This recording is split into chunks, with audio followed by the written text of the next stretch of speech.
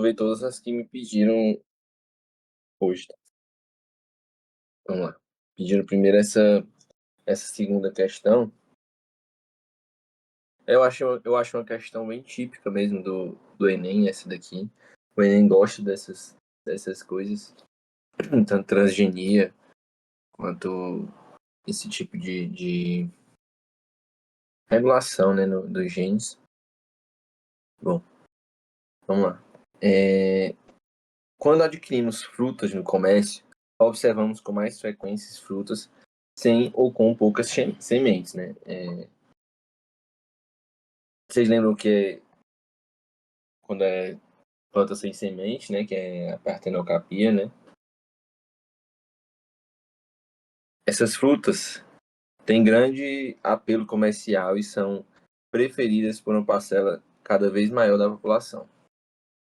Que, né, a banana, as uvas sem sementes, essas coisas. Aí dizem plantas que normalmente são diploides, isto é, apresentam 2 cromossomos de cada par. Uma das maneiras de produzir frutas sem sementes é gerar plantas com ploidias diferentes, de 2, geralmente triploidias, como é o caso, por exemplo, da banana. A banana comercial, no caso. Tem a banana selvagem, né, que é aquela banana que não é comercial, obviamente. Ela tem sementes e é muito ruim, inclusive, né? Uma das técnicas de produção dessas plantas triploides é a geração de uma planta tetraploide, com 4 conjuntos cromossomos, que produz gametas diploides e promove a reprodução dessa planta com uma planta diploide normal. A planta triploide, oriunda desse cruzamento, apresentará uma grande dificuldade de gerar gametas viáveis, pois, como a segregação dos cromossomos homólogos na meiose 1 é aleatória e independente, espera-se que... Bom, vamos lá, né? Primeiramente, com doenças humanas, né? Por exemplo, a Down, Edwards, Turner. Essas doenças, né, são algumas aneuploidias, né? Ditas aneuploidias, que afeta apenas uma parte do cromossomo, né? Dos cromossomos. Não existe euploidias, né? Como são os casos da triploidia, tetraploidia, como é o caso da questão. Isso aqui são aneuploidias.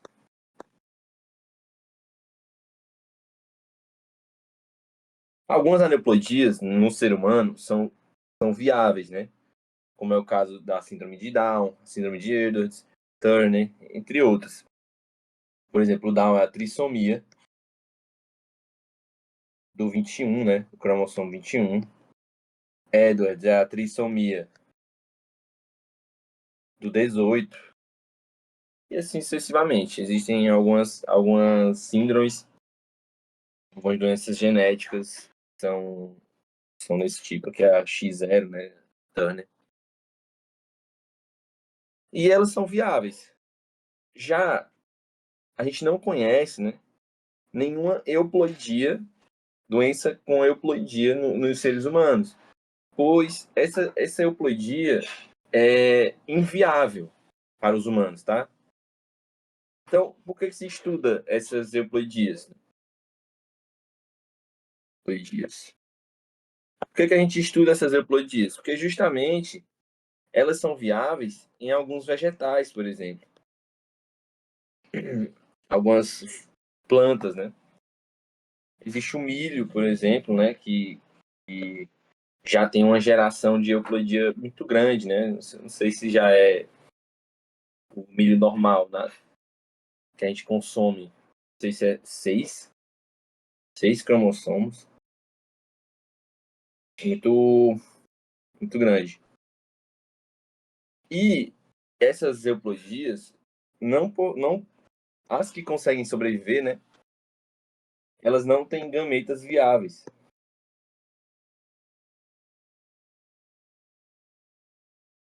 Porque justamente na meiose 2, na meiose 1, no caso, que existe lá a formação da placa equatorial, né?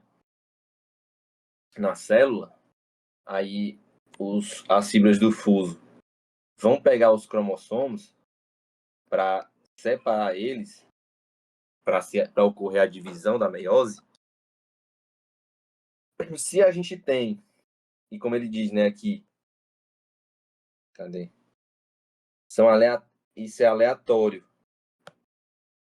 independente, ou seja, os fusos vão pegar independente, aleatoriamente.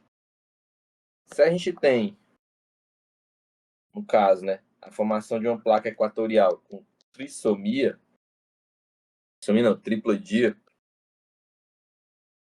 as fibras do fuso vão pegar aqui, pode pegar aqui, de um lado 3, aí esse aqui já de fazer diferente, e puxar. Aí puxa esses dois para cá e um para cá. Ou seja, vai ser uma divisão totalmente desigual, né?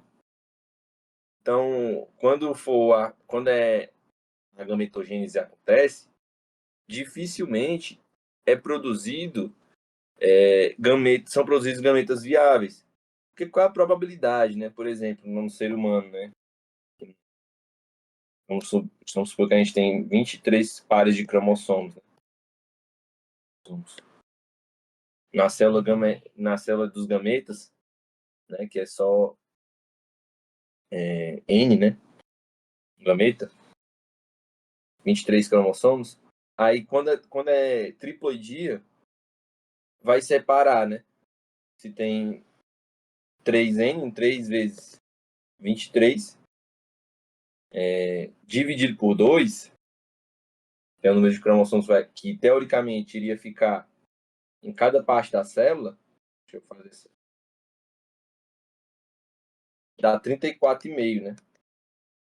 Então, uma parte ia ficar com 34 e o outro 35 cromossomos, né?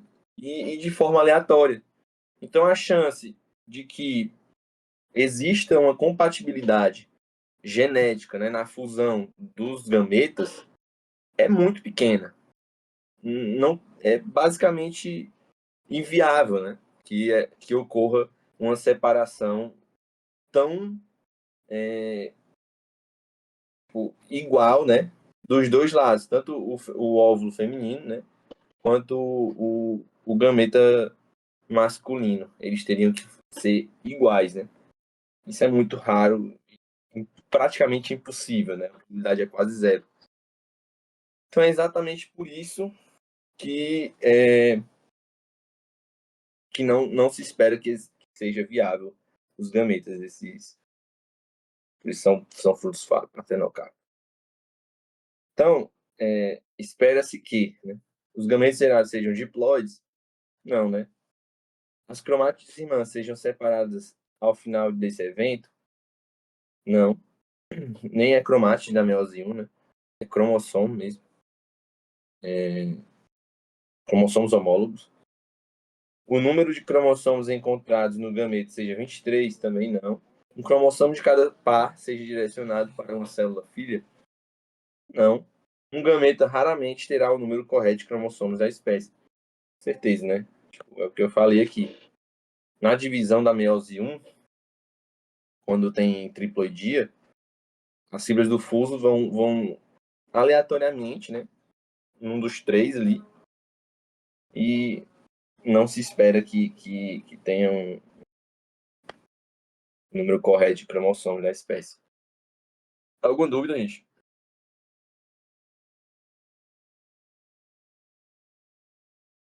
Vou prosseguir aqui. Só um segundo, viu, gente? Eu vou só. Só um segundo.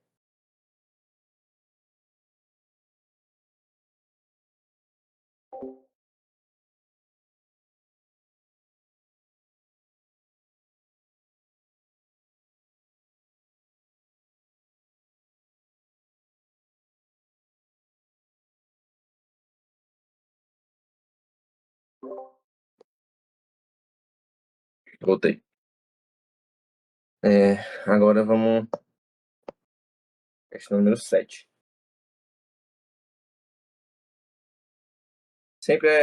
sempre pedem questões assim, né? Com muita porcentagem assim na química.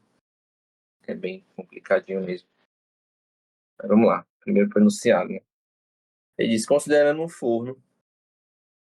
que um forno foi alimentado com 2,5 toneladas de ferro gusa, a massa de gás carbônico formada em quilogramas na produção de aço doce é mais próximo de.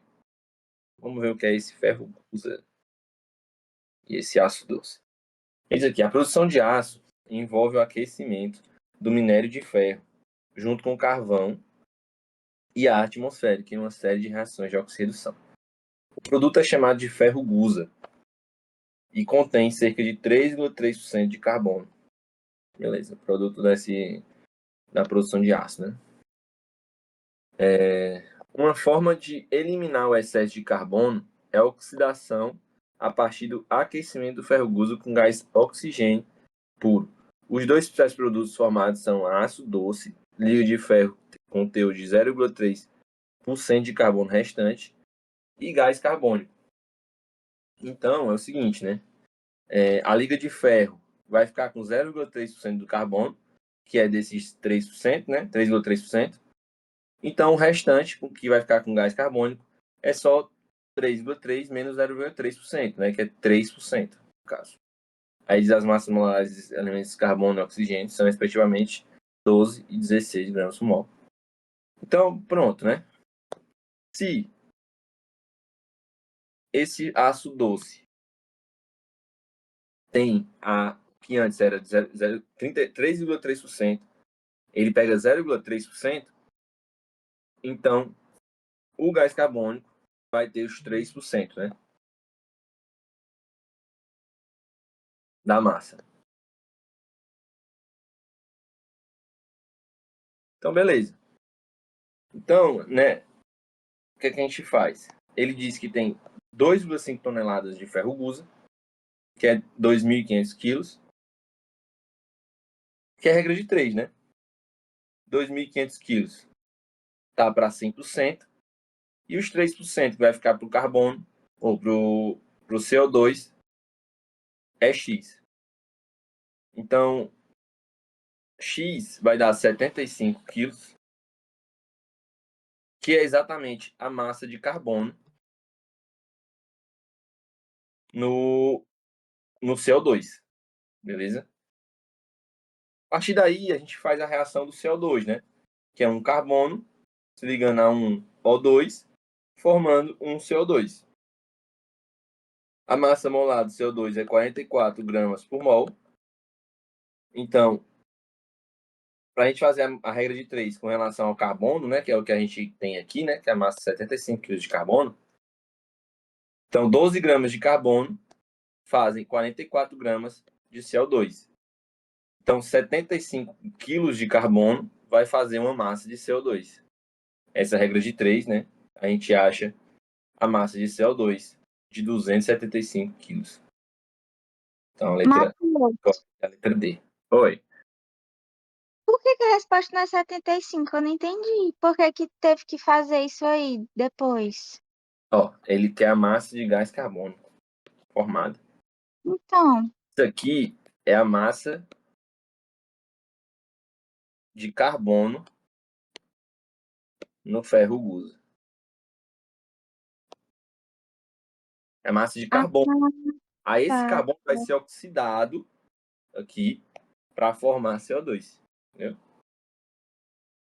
Mas se eu tô fazendo do ferro gusa, por que que eu não boto 3,3 ao invés de É, 3%? é porque o 3,3 vai estar na liga de ferro. Ai, eu não entendi, não. É confusa mesmo. Ó, é porque assim, ó, o ferro gusa tem 3,3% de carbono, beleza? Uhum. Vou colocar aqui. Existe uma liga de ferro, ferro gusa.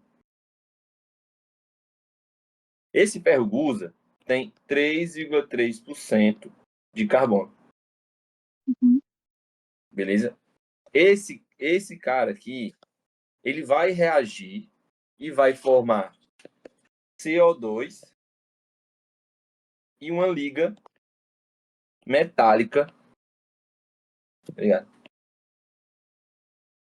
Com carbono, Aham. beleza? Então, todo esse carbono aqui vai ser separado em CO2 e liga metálica com carbono. Aí ele diz pra gente que essa liga metálica com carbono tem o 0,3%. Se Sim. desses 3,3%, 0,3% está na liga metálica de carbono, sobrou o que para o CO2? 3%. Isso aí eu entendi. 3%. Então, o que vai desse ferro gusa para o CO2 de carbono, tá? Hum. É 3%. Então, eu poderia sim calcular 3,3%.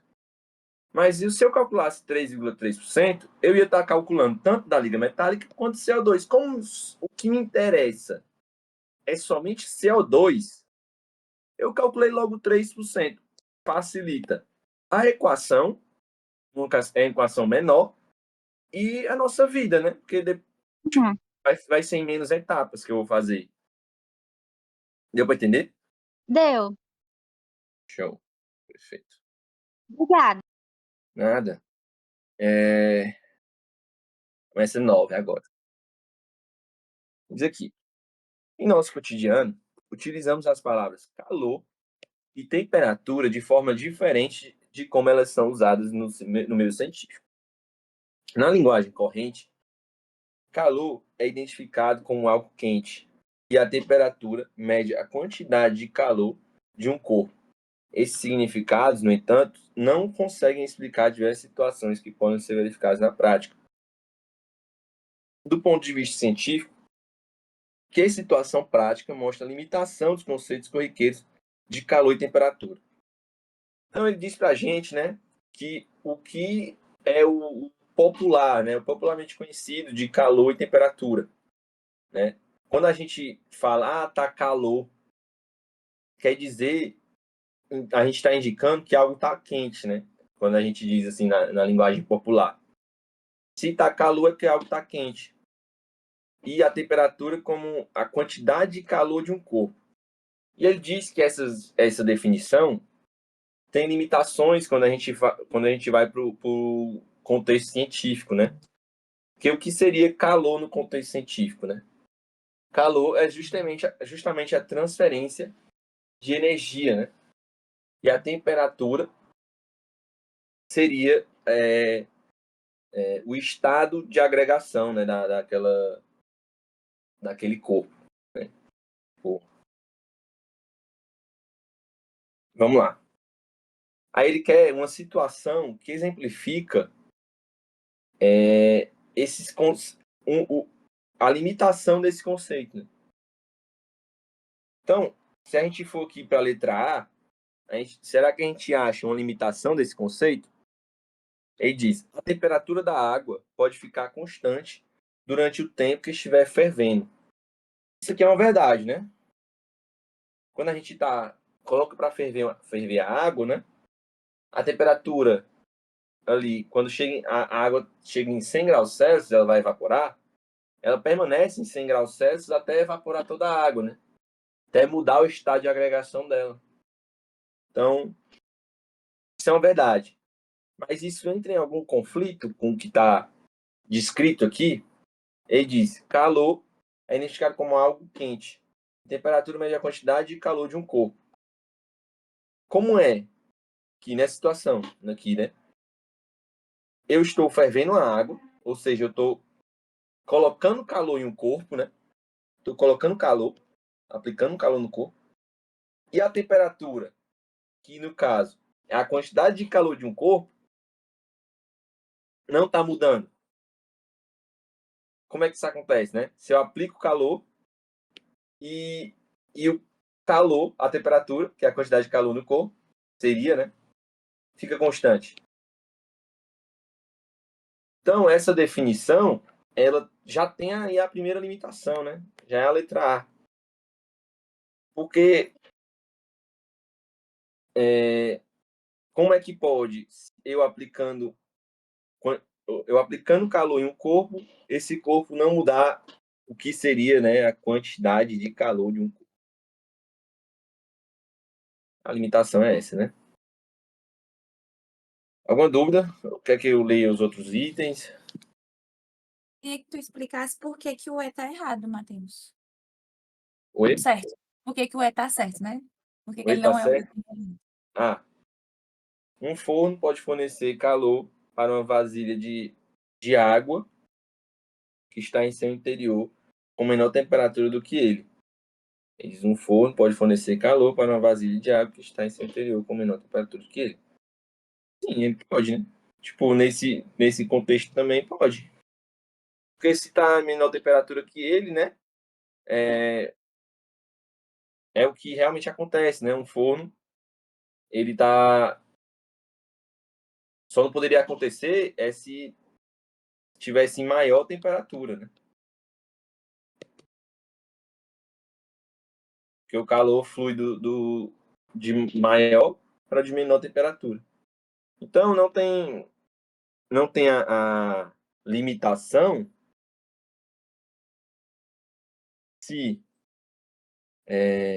calor, né, é identificado nessa limitação aqui, né, nesse contexto, como algo quente e temperatura média é a quantidade de calor de um corpo, por que teria a limitação nesse sentido, né? Tipo, um forno fornecendo calor para uma vasilha de água que está dentro dele. Se está em menor temperatura, ele pode, com certeza. É o que acontece, né? É a mesma coisa, né, que um fogão fornecendo calor para uma panela com água. Mesma situação. Não encontramos uma limitação aqui. Deu para entender? Porque isso aqui é o que acontece de verdade. Entendi, Que é o que entendi. acontece de verdade. Uhum. Eu fiquei meio confusa, assim, com o conceito da questão mesmo, sabe? Mas eu entendi agora. É, Obrigada. é confuso mesmo. É porque você tem que prestar atenção no que É, na ele definição explica do na senso definição. comum, né? É, exatamente. Não quer cientificamente aqui. Ele quer onde é que Obrigada. esbarra a limitação nesse senso comum. Bom, agora acho que é 12. É a 12. 12 é bom para a gente lembrar algumas coisas, principalmente para quem vai fazer o S aí, é, lembrar umas coisinhas interessantes aqui. Bom, ele diz aqui, as plantas são organismos cobertos por um tecido superficial denominado epidérmie vegetal. Esse tecido pode ser formado por uma ou mais camadas de células e possui estrutura especializada nas trocas gasosas e na prevenção da perda de água. Nesses organismos que, de acordo com as alternativas abaixo, compreendem respectivamente. Então ele quer o que é para trocas gasosas e prevenção de perda de água. Muito cuidado, tá? Muito cuidado. Hidatódios,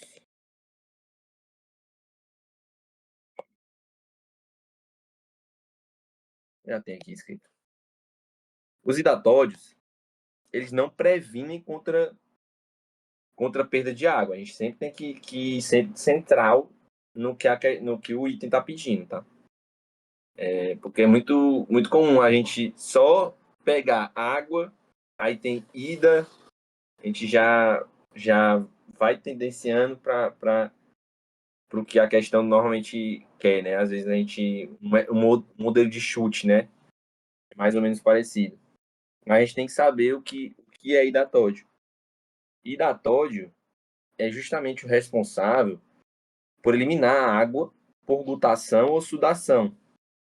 Glutação é eliminar a água líquida e a sudação é a eliminação de água gasosa, tá? Os estômatos são responsáveis por trocas gasosas junto com as lenticelas. Qual a diferença? Os estômatos, eles fazem a transpiração na folha, né? Já as lenticelas, ela atua no suber. E agora sim, os tricomas, eles são responsáveis por diminuir a perda de água, ou seja, prevenir contra a perda d'água. Por isso que a resposta nessa questão aqui é a letra C, que os estômatos são responsáveis pelas trocas gasosas, isso aqui tá ok, tricomas não, e nem datóides. Lenticelas é para trocas gasosas, então tá errado a letra A. Letra C é a única que tem o item correto, tá? Alguma dúvida a mais? Eu acho que isso aqui nem tem como ter muita dúvida, né? Porque é muito objetivo, né? E eu queria até falar mais ou menos sobre estômago, mas não sei se vai dar tempo. Não dá tempo, não. Estômatos são células reniformes, tá? Seria reniforme. Reniforme é em forma de rim. Mais precisamente, nosso rim, ele parece um feijão, tá? Mais ou menos assim. Nosso rim parece um feijãozinho. Então, os estômatos são células reniformes, que eles ficam assim, ó. Aí, eles incham, né, no mecanismo com potássio, tá? Que existe o potássio. Aí, quando eles incham, né, entra água neles, eles incham, e essa parede vai diminuindo aqui. E é assim que os estômatos fecham, né? Entrando água dentro deles. E existem umas células, eu tô falando isso mais pela Wes, tá? Que ela gosta dessas coisas. Isso aqui ajuda pro Enem? Ajuda. Mas nem tanto, mais o S, tá? Essas células aqui, que ficam ao redor dos estômatos, são as células guarda. E assim, esse é o mecanismo de fechamento dos estômatos. E é isso. Quando eles incham, eles fecham, aí eles vão desidratando, né? A partir de concentração de potássio, eles vão saindo, vai desinchando e a célula vai. E a abertura, né, do estômago, se eu não me engano, fio, sei lá, ele vai abrindo. Abertura do estômago. Muito é isso aí. Não... Matheus, Oi. quando tu falou das lentes e dos estômagos, né? Tu disse transpiração. Transpiração é necessariamente água líquida? Transpiração é oxigênio e CO2.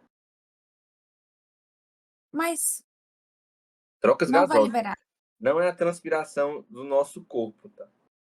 Quando a gente Uhum. transpira, né? A gente perde água. Uhum. Quando a folha transpira, ela libera oxigênio. E entra CO2, tá? E esse é o mecanismo que faz, por exemplo, a água subir, né?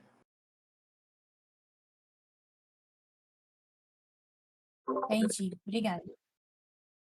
Porque a água, enfim, muita coisa, né? Mas depois a gente pode ver mais algumas coisas sobre isso. Beleza? Vamos lá para a próxima. Deixa eu ver aqui. Ele diz aqui, né? O motivo de a radiação do telefone não aquecer como a do micro-ondas é o aquecimento, né? Aquecer precisa de quê? Calor, né? Como eu disse, né? E calor é o quê? Energia. Então, quando a gente fala em aquecer, a gente está falando em transmissão de uma energia, né? Em forma de calor. E a energia em alguns aparelhos eletrônicos, né? A forma mais palpável, né? É aquela potência nominal, né? Isso fala um pouco mais sobre calor, tá? Então, sempre que a gente for, quando tiver, o que é que mais aquece, o que é responsável por aquecer e tal, sempre a gente vai primeiro na potência. Porque o resto não diz muito sobre a transmissão de energia. Matheus, Oi. só uma dúvida. Tu acabou de falar, né? Sempre que fala esse negócio de energia, eu vou ver a potência, né? Porque na minha cabeça, na hora, eu pensei que eu podia também ver pela frequência, que eu até me lembrei de um negócio, até uma questão que dizia assim, você não consegue pegar sol direito em uma luz ambiente porque a frequência é grande. Era uma coisa assim, aí eu pensei que era isso. Tu É sabe do que porque eu tô assim, né? falando? Eu sei, os raios UV, né? É Era isso, tipo um negócio os assim, raios aí tinha a ver UV, com frequência.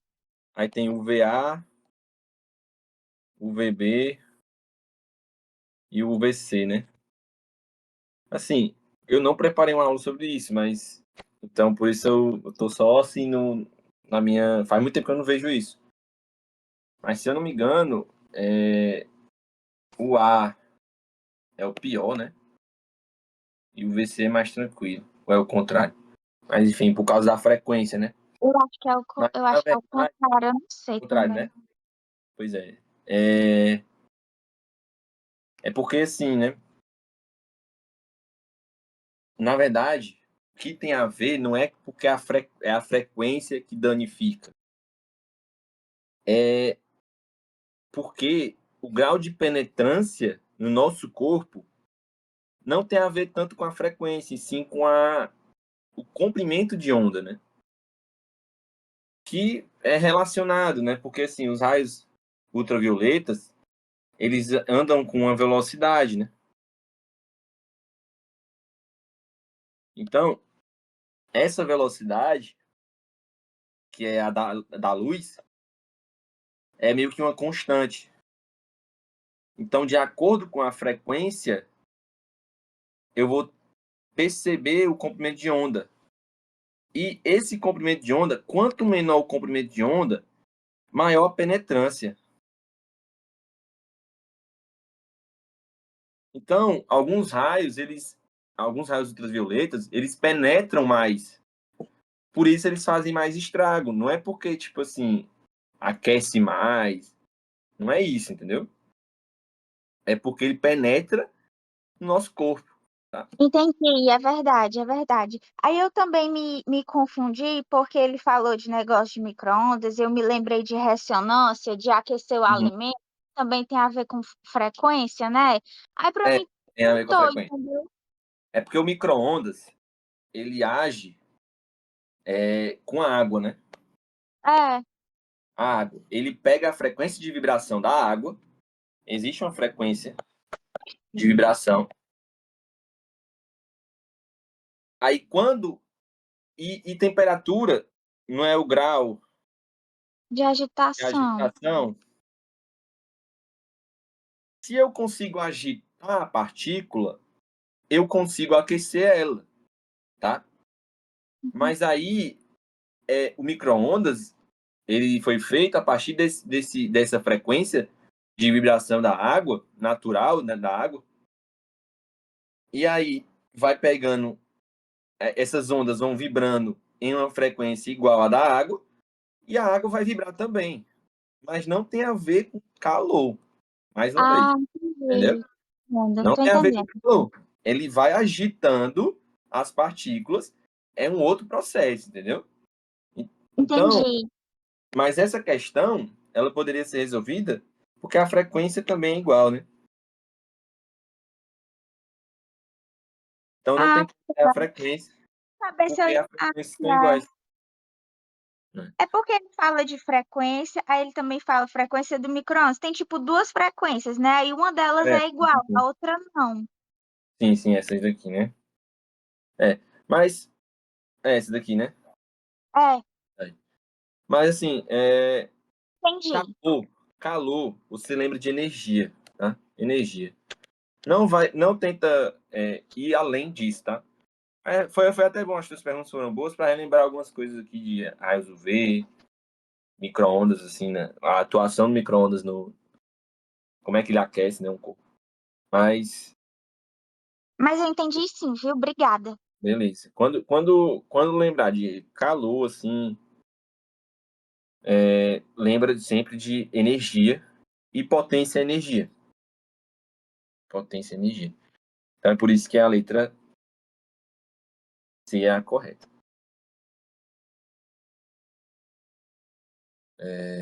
Vamos lá. Matheus, Então, número 15. Oi. quando eu for falar do desempenho de um aparelho, né? Eu também olho para a potência, tipo assim, o desempenho de um secador. Aí o secador que tem melhor desempenho é aquele que tem maior potência? Xi.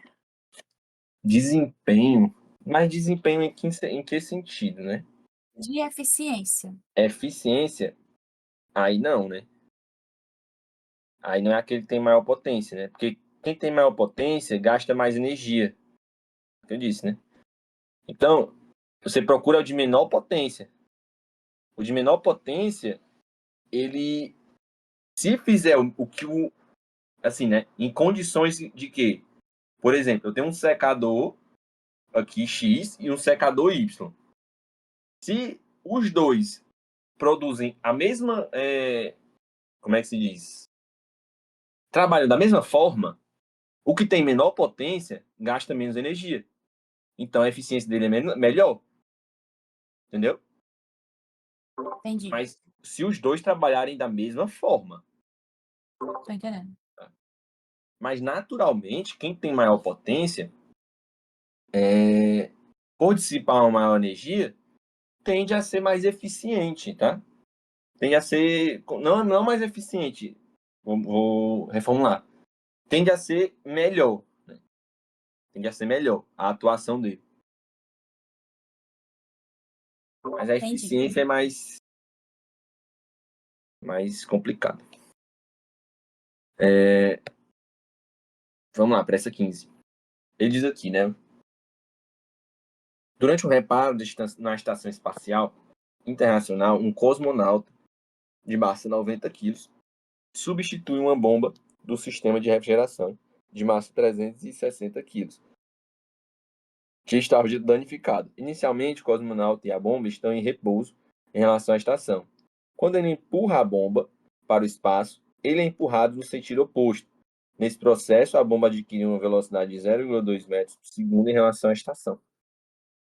Ele quer a velocidade adquirida pelo cosmonauta. Então, quantidade de movimento, tá?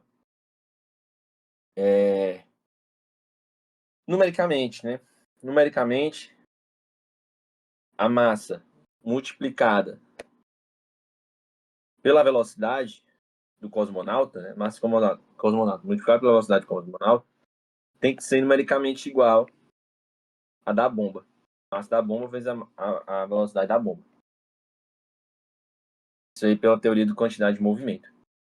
Então vai ficar 90 quilos, né? Vezes velocidade do cosmonauta, que é o que eu quero, é igual à massa da bomba, que é 360 quilos, vezes a velocidade da bomba após, né? Que é 0,2 metros por segundo. Então, isso aqui vai cortar. Isso aqui fica 4, né? Eu vou dividir aqui, né? E se vocês não entenderem alguma coisa, em alguma parte, vocês peçam que eu volto, tá? Aqui vai ficar 0,9 metros.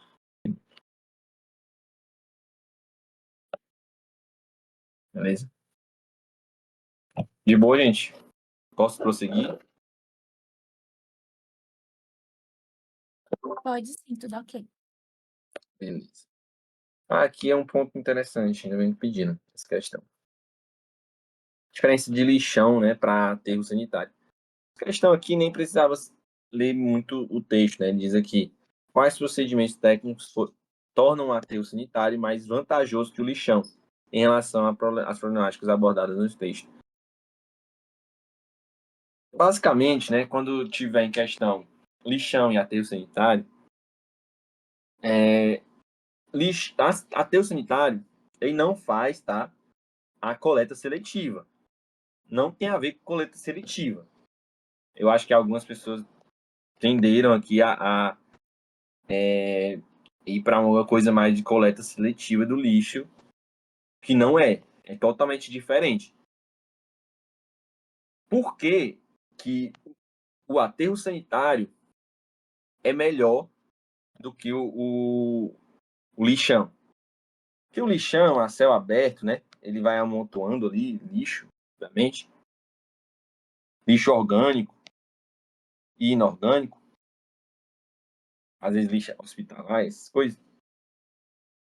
E vai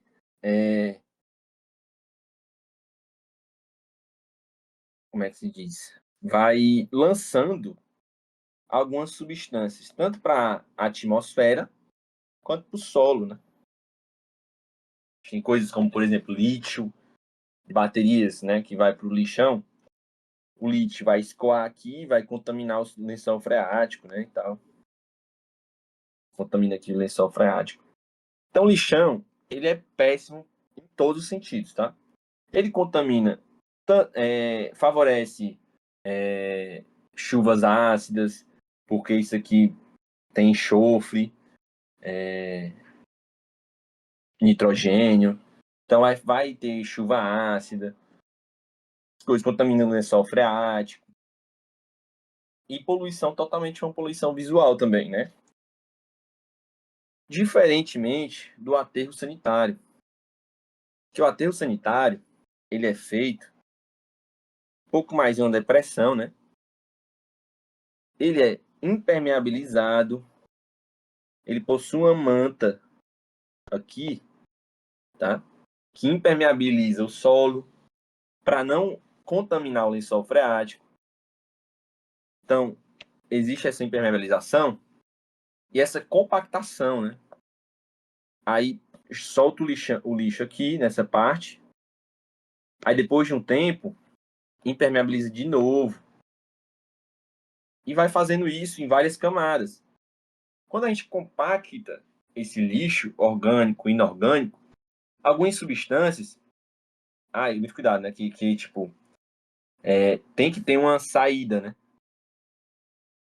Saídazinha para algum canto. Normalmente, essa saída, né, esse desafogo, entre aspas, no aterro sanitário, ele é jogado para algum compartimento que vai fazer algum processo de meio que reciclar a energia, né? Porque, por exemplo, às vezes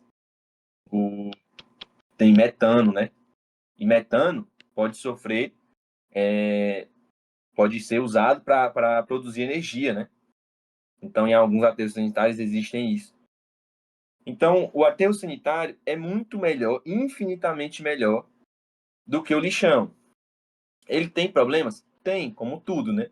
Ele possui alguns problemas, mas comparado ao lixão, ele é muito bom, tá? Mas como eu disse, ele vai tanto lixo orgânico quanto lixo inorgânico para ele. E não tem o processo de separação de coleta seletiva, tá? Muito cuidado com isso. Então ele diz aqui, quais procedimentos técnicos tornam o aterro sanitário mais vantajoso que o lixão em relação às problemáticas abordadas no texto. Vamos só ver o que é essa problemática abordada, né? Ele diz o lixão, que recebia 130 toneladas de lixo, contaminava a região com seu chorume, né? Líquido derivado da decomposição de compostos orgânicos, esse chorume, ele contamina o lençol freático, tá? Foi recuperado, transformando-se em um aterro sanitário controlado, mudando a qualidade de vida e a paisagem e proporcionando condições dignas de trabalho para o que dele subsistia. Aí diz aqui, né? Letra A. O lixo é recolhido e incinerado? Não, né? Não tem como incinerar, né? uns lixos, que é pior ainda, né? Jogar CO2, os compostos com enxofre, vai acelerar o processo de chuva ácida. Então, incineração é absurdo. A única coisa que é incinerada é lixo hospitalar. Lixo hospitalar. Esse lixo hospitalar é incinerado, mas também é a única parte que exige uma incineração, porque a incineração é como se fosse menos prejudicial do que colocar em outros lugares. Aí diz aqui, o lixo hospitalar é separado para ser enterrado e sobre ele colocam uma cal virgem. Jamais, né? Viagem total. Aí diz, o lixo orgânico e inorgânico é encoberto e o chorume canalizado para ser tratado e neutralizado. Sim. É como eu disse, né? Algumas substâncias, elas vão sair, né? Em direção para algum compartimento para ser tratado. Às vezes produzida energia. Então esse aí está perfeito aqui. Não tem erro. O lixo orgânico é completamente separado do lixo inorgânico, não, que é coleta seletiva. O lixo industrial é separado e acondicionado de forma adequada, formando uma bolsa de resíduos. Aqui não tem essa separação de lixo industrial. Né? Beleza? Alguma dúvida, gente, quanto a isso? Posso prosseguir aqui? Vamos lá.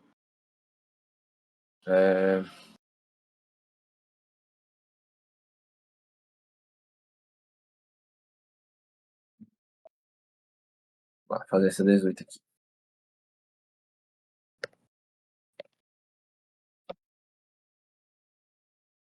Ele diz, para que apresente condutividade elétrica adequada, em muitas aplicações, o cobre bruto obtido por métodos térmicos é purificado eletroliticamente.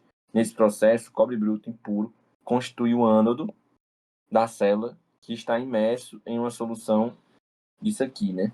Sulfato de cobre. À medida que o cobre impuro é oxidado no ânodo, íons de cobre na solução são depositados de forma pura no cátodo. Quanto às impurezas metálicas, algumas são oxidadas passando a solução, enquanto outras simplesmente se desprendem do ânodo e se sedimentam abaixo dele. E ele quer exatamente isso, né? Outras soluções são simplesmente encontradas no ânodo e se sedimentam abaixo dele. As impurezas sedimentadas são posteriormente processadas e sua comercialização gera receita que ajuda a cobrir os custos do processo. A série eletroquímica a seguir lista o cobre e alguns metais presentes como impurezas no cobre bruto, de acordo com as suas forças redutoras relativas. Então, o que é força redutora, né? É a força que alguém tem para reduzir outro alguém, né? É a capacidade de causar uma redução. Então, por exemplo, né, ele diz aqui que o zinco ele possui a maior força redutora desses aqui, né? Esses metais. Ou seja, ele perde elétrons para todos os outros, né? E é interessante também a gente notar esses acima aqui, ouro, platina e prata, que esses aqui são os principais são os metais nobres, chamados metais nobres. Eles são metais nobres porque eles são pouquíssimo reativos. Eles não reagem, tá? São caros. São muito caros. Enfim, é isso aqui. Entre as impurezas metálicas que continuam a ser representadas, o que sedimentam abaixo do ânodo de cobre são? Bom, só se a gente soubesse, né? Se a gente soubesse não, né? Todo mundo sabe que ouro é caro, né? Ouro, prata, platina, coisas são caras. Se a gente soubesse isso, né? Ele diz aqui, né? Que as impurezas sedimentadas são posteriormente processadas e sua comercialização gera receita e ajuda a cobrir os custos do processo. Só o fato de comercializar e gerar receita, né? A gente já consegue ter uma noção do que é que ele quer, né? Que no caso é ouro, platina e prata, a resposta. Então, quando tem dinheiro aí envolvido, a gente não vai pensar em chumbo, níquel e zinco, né? com os dedos. Que sempre ouro, platina e prata. Caro, né? Então, o que ele quer, né? Sedimentam abaixo do ânodo de cobre são. Esses que sedimentam abaixo do ânodo de cobre é porque possuem menor força redutora. Então, até porque ele vai ficar no ânodo ali, né? Então, ele tem que possuir uma força redutora baixa para ficar ali no ânodo. E, logicamente, se ele sedimenta, é porque não reage. Então, se a gente soubesse, né, o que são esses metais nobres, são extremamente pouco reativos e muito caros, a gente já resolve essa questão, né? A letra B aqui. Letra B. Mas, quimicamente aqui falando, é porque ele tem uma força redutora menor do que a do cobre, né? Comparado ali com o cobre. E é por isso que não vai reagir. Então, vai ficar sedimentado no ânodo, enquanto os íons cobre vão para o cátodo. Vou prosseguir aqui. Matheus, então essa força redutora é basicamente o potencial de redução mesmo, né? É, Ok, como se fosse. obrigada. Não chega a ser, mas não é exatamente isso. A força redutora é a capacidade de causar redução, né? Potencial de redução é o potencial para reduzir. Não, desculpa, eu Peraí. confundi. É de oxidar, né? O Isso, potencial da é de oxidação, oxidação. Certo, isso, certeza. certo, obrigada. Nada. Vamos prosseguir aqui. Estamos terminando já. Bom, esse texto todinho aqui, a única coisa que vale é isso aqui, tá? Eu não vou perder esse tempo de ler tudo, porque a gente tem pouco tempo aqui. Então ele diz que a frequência é de 3.000 MHz. Então é 3 vezes 10 a nona Hz. Porque 3.000 é 3 vezes 10 a terceira e mega é vezes 10 a sexta. Então fica 3 vezes 10 a nona Hz. É a frequência. E essa é F0, né? Aí diz aqui, vou ler aqui o enunciado. Eis no radar Doppler, a diferença entre a frequência emitida e recebida pelo radar é dada por ΔF, é igual a isso aqui, onde o R é a velocidade relativa entre a fonte e o receptor. C é 3 vezes 10 a oitava metros por segundo, é a velocidade da onda eletromagnética, e F0 é a frequência emitida pela fonte, que é, no caso, essa aqui.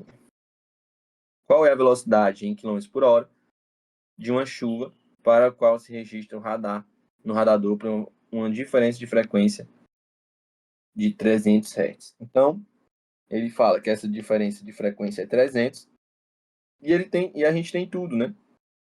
É 2 vezes.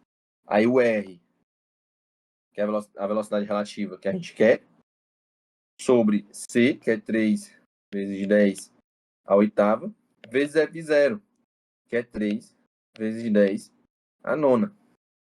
Tá? Então, é isso? É. Então a gente vai para achar o R, né? Isso aqui vai aplicando. Fica 300 vezes 3 vezes 10 a oitava, dividido por 2 vezes 3 vezes 10 a nona. Esse zero aqui, né? Esse 300 é 30 vezes 10. 10 vezes 10 a oitava é 10 a nona, né? Então eu posso cortar isso aqui. 10 a nona com 10 a nona. Esse 3 eu posso cortar com esse 3. Aí vai ficar 30 dividido por 2, que é 15. 15 o quê? Metros por segundo. Tá tudo na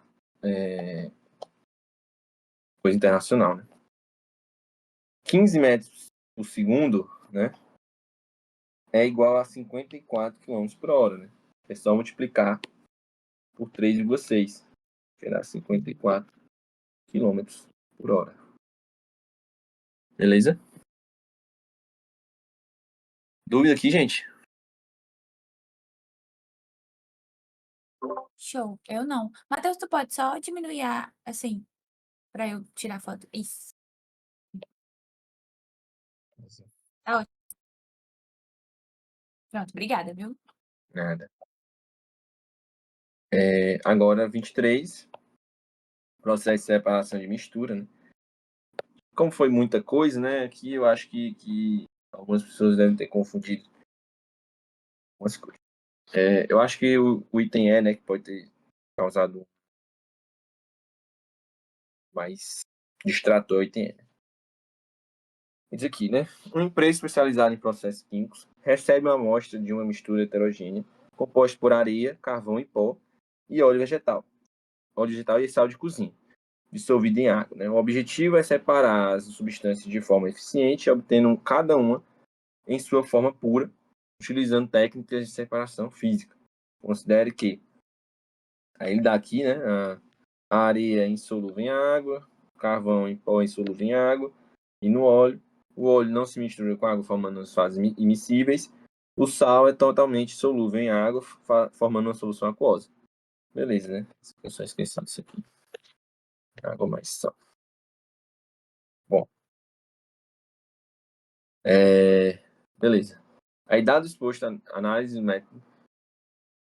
métodos e suas respectivas ordens de aplicação para separação de mistura e assinale a alternativa correta.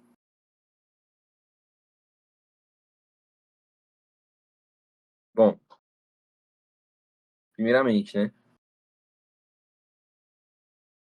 Tem aqui água mais sal, óleo, areia e carvão. A areia e o carvão são sólidos, né?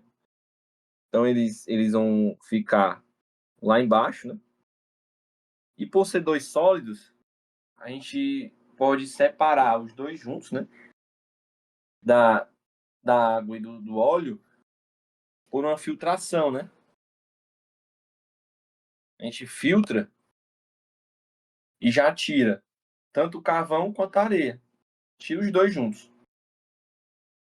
Aí fica o óleo e a água com sal. Para separar o óleo, né, da água, é aquele processo bem conhecido, né? Porque com a diferença de densidade, né? O óleo, que é menos denso, menor densidade, fica em cima. A água, com maior densidade, fica embaixo. Então a gente tira o óleo por decantação, né? Aí resta só água e sal. Para retirar água e sal, a gente faz o quê? Normalmente, destilação fracionada.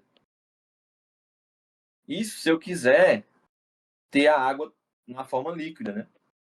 Mas eu posso só pegar o sal evaporando a água, né?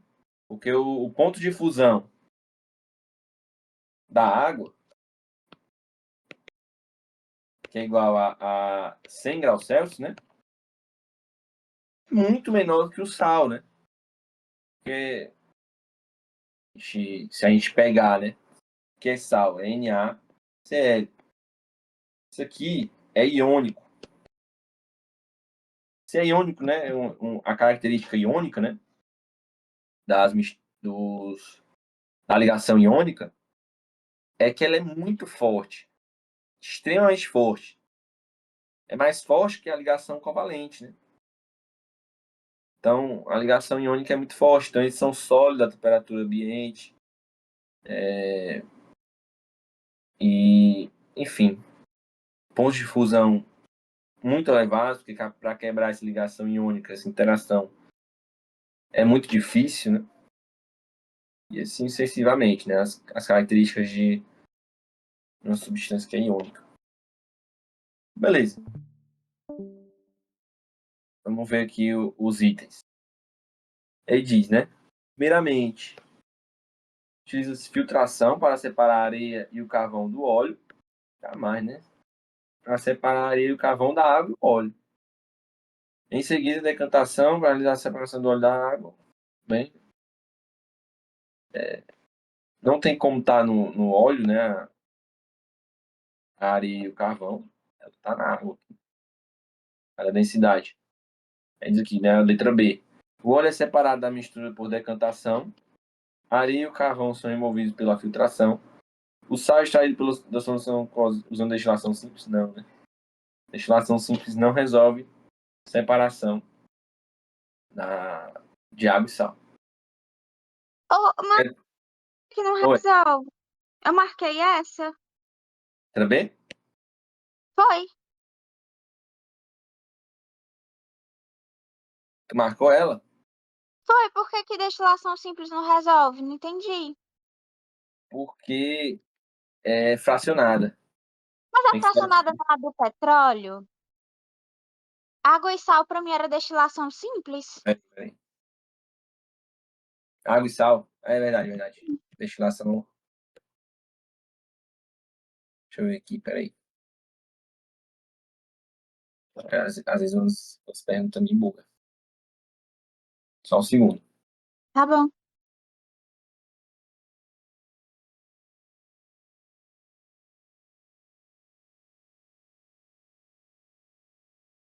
Deixa eu ver. Eu acho que a B tá errada. Tem a perda Eu de posso ambos. estar É enganada. porque assim é a perda de ambos, né? Dá, dá ordem também, não? Porque Para a que a... questão pede a ordem correta e Hã? respectiva. É, tem isso também, mas é o final mesmo que destila o sal. Para que a água e o sal sejam separados sem a perda de ambos. Mas assim é a perda de ambos, né? Não? Deixa eu ver. Porque não vai passar pelo condensador a água. Aí eu vou ter a água e vou É, ter o sal. é sem a perda de ambos. Destilação. Para que a água e o sal sejam separados sem a perda de ambos. Mistura com decantação. Areia, carvão, celulose. A filtração. Sal é extraído da solução rosa. Simples. É bem chamativo, né, esse item aqui. Porque também, para mim, por exemplo, que está a resposta à letra C, falou evaporação. Para mim não poderia ser evaporação, porque lá no começo da questão ele fala obtendo cada uma em sua forma pura. Aí eu pensei que tinha que obter todas, a água, entendeu? E evaporação eu vou perder a água, né? Não? Deixa eu ver. O objetivo é separar a substância de forma eficiente, obtendo cada Eu também fui nessa item mesma linha de puro, raciocínio. utilizando técnicas de separação. Sim, sim. É a letra B mesmo, viu? É a correta, é a letra B. Tá? É? É, Ah, então tá bom. só pode ser ela. O gabarito eu acho que tá errado, tá? Tá bom, então obrigada. É, vamos lá. Questão 24 agora, né? Isso daqui é uma questão um pouco Peraí, batida, bem tá? rapidinho. Oi? Voltei bem rapidinho na 23. Ah, Porque eu tinha marcado o D, né? Mas a hum, Isadora falou e eu fui ler 10 vezes o B e realmente está certo. Mas o erro do D, de dado, no caso, seria o final, que diz, e a água é evaporada para purificar o sal. É esse final que invalida o item? Já que a questão quer todos os componentes? deixa eu ver. Filtração. É aplicada para separar a areia e o carvão. O óleo é removido por decantação. A solução óleo e sal são separados. Destilação simples. E a água é evaporada para purificar o sal. É, exatamente, né? Porque ele não vai ter a água, né? A água evaporada. Não precisaria desse água evaporada. Show, obrigada. Ficaria a letra B. É, essa questão aqui é uma questão, acho que 2020 e pouco, sabe? Ele diz aqui, né, que substâncias poderiam ter a mesma função do O2 na respiração celular realizada pelos fluoríferos. Isso aqui não influencia em nada esse texto. A gente consegue resolver essa questão sem o texto. Mesma coisa. Bom, isso é meio batido, tá? É uma questão um pouco batida.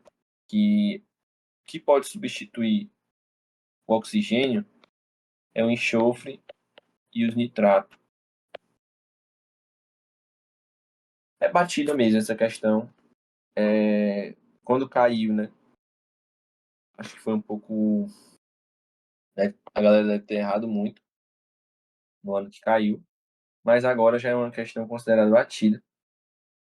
Porque o enxofre, por exemplo, ele é utilizado por bactérias, né, para produzir ATP, né, que é o objetivo.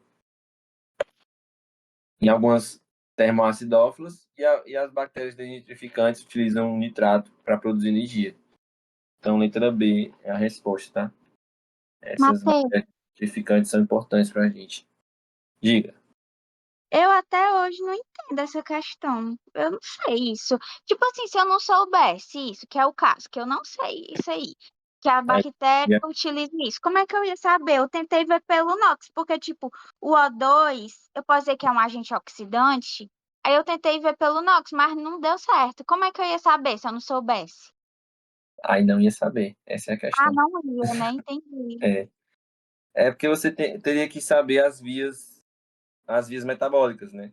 Todas as vias Ah, metabólicas da respiração anaeróbica. Tem nos ah, livros. tá bom. Nos livros tem, entendeu? Isso sim, né? É, não diria o básico, mas já foi. Em algum tempo isso foi o básico de respiração anaeróbica. Hoje em dia eu acho que não é considerado mais básico, não, né? O Enem veio com uma carga de conteúdo muito maior, né? Aí, antigamente, por exemplo, se a gente quisesse, por exemplo, medicina, a gente estudaria as específicas de medicina, né? Não estudaria tudo. Então, isso era meio que básico, né? Mas hoje em dia que a Matheus, gente... eu achei- desculpa te cortar. Hum, Eu acho que é muito assim, porque diz que é ausência total de oxigênio. é anaeróbica. Não, Essas eu sei. isso tudo aqui é Não, eu anaeróbica. sei. Por que se é ausência total, o nitrato continua tendo oxigênio? Aí na Não, minha cabeça não oxigênio, faz sentido, é isso, entendeu? não, é O2. Gás O2 oxigênio, no caso. O2 é o gás, Necessariamente o O2, né? O2 é gás oxigênio. Oxigênio molecular é diferente de gás oxigênio. Não, exatamente, eu entendo isso, mas eu digo que no texto ele fala, alguns seres conseguiram prosperar mesmo diante da ausência total de oxigênio. O oxigênio é O2. Pois é, foi isso que eu Não é fiquei. oxigênio Ausência molecular. Né? total. É oxigênio gás mesmo. Tá? É esse oxigênio. Mas Entendi. é porque são vias metabólicas, entendeu? Algumas bactérias termoacidófilas elas usam o enxofre para produzir ATP, né? Em ambiente anaeróbio. E as bactérias desnitrificantes utilizam o nitrato para produzir energia, né? Ali juntamente ali nas raízes. Né? Então ali quase ausência total de oxigênio, né? Aquele ponto ali das bactérias, que precisa de oxigênio, né? Para o ciclo de nitrogênio precisa de oxigênio, mas não muito, senão oxida as bactérias. Enfim, aí é Matheus, outro. só uma duvidazinha muito rápida. É Hum, porque eu sou, Ave Maria, completamente burra nessa matéria. A função do oxigênio na respiração celular é produzir o ATP, por isso que tu tá botando essas bactérias utilizam para produzir ATP, porque ele tá perguntando a mesma função, né? Respiração celular é para produzir ATP. Mas a função do oxigênio é A produzir o função, ATP? a função do oxigênio é ser aí, né, ele, ele é o portador aceptor final de elétrons na cadeia, na fosforilação oxidativa. Certo. Tá? Ele é o aceptor final de elétrons. É porque a minha caneta acabou de descarregar aqui. Deixa eu ver se eu pego uma canetinha aqui. Explicar um pouquinho Mas, de por exemplo, o fosforilação. enxofre e o nitrogênio, o enxofre e esse outro aí É porque também é vão ser anaeróbio, tá? ATPs finais? É anaeróbio. Ó, o oxigênio na gente, né? Por exemplo, a gente usa o oxigênio na nossa respiração, né? Quais são as Uhum. etapas da respiração celular? Glicólise, ciclo de Krebs, fosforilação oxidativa, a cadeia respiratória. São as três etapas da nossa respiração celular. Certo, perfeito. A glicólise, ela não utiliza oxigênio, tá? Certo. Ela não utiliza oxigênio. E ela é uma respiração, é como se fosse a respiração anaeróbia, tá? A respiração anaeróbia é como se fosse somente a glicólise, mais ou menos, tá? Bem, se explicando bem porcamente, tá? Uhum. E aí produz o quê? A respiração anaeróbia. Nesse ponto, ele produz a glicólise, né? Produz 2 ATP e 2 NADH. Esse NADH vai ser responsável por desencadear a cadeia respiratória de elétrons, tá? A cadeia respiratória, a fosforilação oxidativa. E o oxigênio, por ser muito eletronegativo, ele está lá como aceptor final de elétrons nessa cadeia respiratória, que é onde a gente produz mais oxigênio, entendeu? Ou Uhum. mais ATP, que é de 28 a 32 ATP só na fosforilação oxidativa, que acontece ali nas cristas mitocondriais, né? Existe uma enzima lá nas cristas mitocondriais chamada F0, F1 ATPase, ATP sintase, né? Que pode ser chamado também de oxissomo. Lá vai existir lá essa enzima, né? Que vai fazer o H+ ir saindo, né? Da matriz mitocondrial para o espaço intermembrana da mitocôndria. E esse processo de saída e na volta do H+, que ele sai a favor do gradiente, né, de concentração. É porque eu estou sem meu... Vou ver se eu escrevo aqui, tá? Aqui. A mitocôndria aqui. Aí existe aqui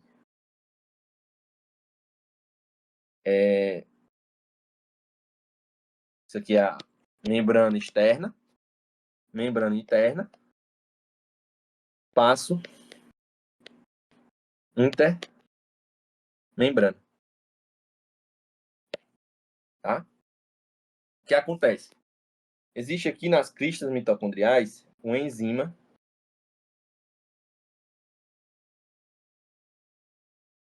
que é a ATP sintase e aqui a membrana interna da mitocôndria. A fosforilação oxidativa ocorre nessa matriz mitocondrial. Aqui ocorre oxidativa, fosforilação oxidativa. E na matriz mitocondrial, que essa aqui é a matriz mitocondrial, ocorre o ciclo de Krebs, tá? Ou seja, essas duas fases precisam de oxigênio, tanto o ciclo de Krebs quanto a fosforilação oxidativa precisam de oxigênio, ocorrem dentro da mitocôndria. A glicólise ocorre no citoplasma das células. Então, toda célula faz glicólise, até mesmo as que não têm mitocôndrias, como as hemácias. Né? As nossas hemácias, elas vivem menos porque não possuem mitocôndria. Né? Sem mitocôndrias, então ela só faz glicólise. Então, nossas hemácias, não sei se vocês sabem, mas dura só de 2 a 3 meses. Né? Aí elas morrem, vão lá fazer o processo de hemocaterese, né? Enfim, é complexo nosso. Mas, enfim. Esse é o processo de fosforilação oxidativa. Aqui, na matriz mitocondrial, tem vai enchendo de H+. Mas tem, aqui, é pouco H+. E aqui, muito. Então, essa passagem de H+, para o espaço intermembrana, ocorre a favor do gradiente. Então, se ocorre a favor do gradiente, essa passagem aqui, não tem gasto energético, né? E se não tem gasto energético, ocorre espontaneamente. Então, vai espontaneamente passando H+, do meio da matriz mitocondrial para o espaço intermembrana. Para o H+ voltar, é que como ele não pode ir contra o gradiente, ele precisa de energia, né? Aí que tá. Aí volta o H+, pela ATP sintase, e ele volta produzindo ATP, tá? E gera ATP. Você volta. Porque essa enzima é a única capaz de produzir ATP. Tá? Se ele voltar por qualquer outro espaço aqui da membrana interna, ele não produz ATP, tá? Sem ATP. Não produz ATP. Só produz ATP se o H+ voltar pela ATP sintase, né? Ou o oxissomo. E é exatamente aqui, no oxissomo, que ocorre a fosforilação oxidativa. Vem o NADH, que é produzido na glicólise, e tem o FADH também. Tem elétrons aqui. Possui elétrons. Para quem não sabe, tá? FAD é uma vitamina, tá? Vitamina B2. E o NAD é a B3.